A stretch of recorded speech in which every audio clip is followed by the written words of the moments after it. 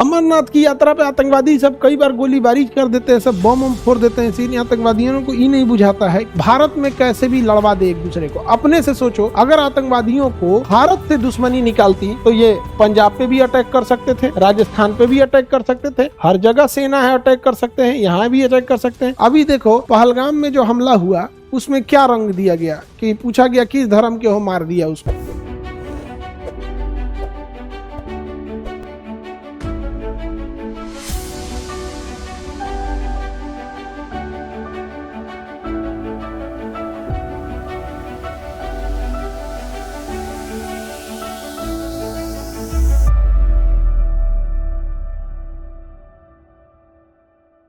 अमरनाथ की यात्रा पे आतंकवादी सब कई बार गोलीबारी कर देते हैं, सब बम फोड़ देते हैं। इन आतंकवादियों को ये नहीं बुझाता है क्या कर सके। देखिए आतंकवादियों का उद्देश्य जो है वो कभी ये नहीं है कि भारत को मतलब, क्योंकि आतंकवादियों को पता है कि वो औकात नहीं है उनकी कि वो मतलब भारत जैसे विशाल और पुराने देश को कुछ कर सके।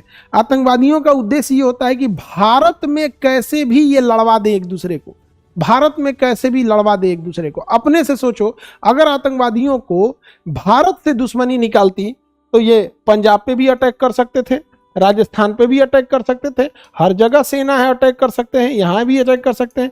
लेकिन आप गौर कीजिएगा कि पाकिस्तान से आ रहे आतंकवादियों का उद्देश्य भारत पे हमला न करने के ज़्यादा ये उद्देश्य होता है कि कैसे भी इसे हिंदू मुसलमान का रंग दिया जाए, हिंदू मुसलमान का रंग दिया जाए। अभी देखो पहलगाम में जो हमला हुआ उसमें क्या रंग दिया गया कि पूछा गया किस धर्म के हो, मार दिया उसको।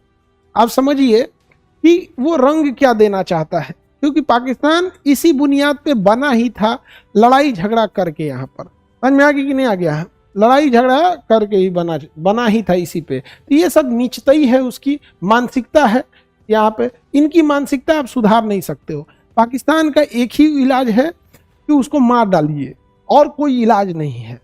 अगर किसी को लगता है कि पाकिस्तान सुधर जाएगा या हो जाएगा, नहीं।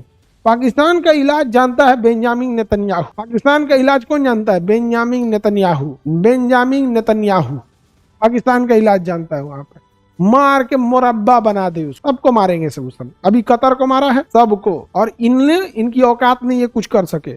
और वही लोग जो पहले कहा करते थे ये दुनियावी तालीम किस काम की है, तो भैया दुनियावी तालीम हासिल किया, इजराइल मार मार के सुता दिया। जब आप पढ़ाई का विरोध किए थे तब तो आपको नहीं बुझा रहा था। ने सैकड़ों सालों तक, 100-200 सालों तक पढ़ाई का जब विरोध करेंगे कि दुनियावी तालीम किस काम की है, आज मार रहा है तो मत कहिए हवाई जहाज बनाया है, हेलीकॉप्टर बनाया है, मिसाइल बनाया है, ड्रोन बनाया है, सब बनाया है, मार रहा है। और जो जवाब भी दे पा रहे हैं उन्होंने भी पढ़ाई किया है तो ही जवाब दे पा रहे हैं। ये जो अमरनाथ की गुफाओं पे मार रहे हैं सब इन आतंकवादी, सब इन आतंकवादियों को जो हथियार सप्लाई होती है, भारत सरकार को अपनी खुफिया agency research and analysis wing RNW, research and analysis wing raw से ऐसे हथियारों को सप्लाई करना चाहिए जिन हथियारों में ऑलरेडी GPS सिग्नल लगे हैं।